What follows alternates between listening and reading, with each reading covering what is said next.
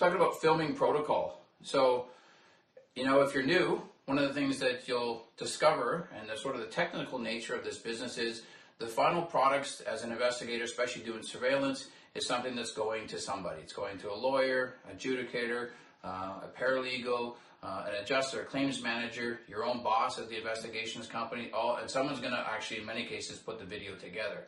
So protocol becomes an important part, both from a logistical perspective when it comes to putting the final product down, and also from an operational perspective. And so operationally, what you don't want is you don't want two people filming the same footage at the same time. There are situations and scenarios where this can happen, and this is something that's desirable.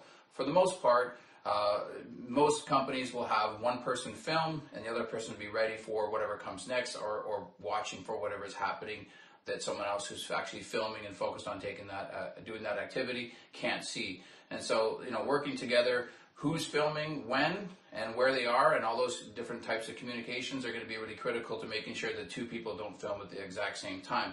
If that does happen, it should be by design. And what I mean by that is there's a conversation that the video from this angle and say a reverse angle is so good or so compelling, so important to the nature of the investigation itself, that you make a decision to do this, which is usually quite unusual. So that's a communication piece. Without that conversation, it shouldn't necessarily, unless your company's instructing you to do this, generally speaking, you wouldn't want to film at the same time. Why? From a technical standpoint, you're going to end up with a final product. So if you do film at the same time, and wasn't your intention, when it goes to editing, you're going to have two pieces of video being put together in one timeline to present as one package to the client, and the video is going to go like this, bing, bing, bing, bing, bing, because most cameras will be off by a few seconds. But when you put that into a camcorder, into an editing software, you're going to end up with a bit of a ping pong effect, and visually it's not going to be pleasing, and it's not going to do justice to the work that you did in order to get really good video.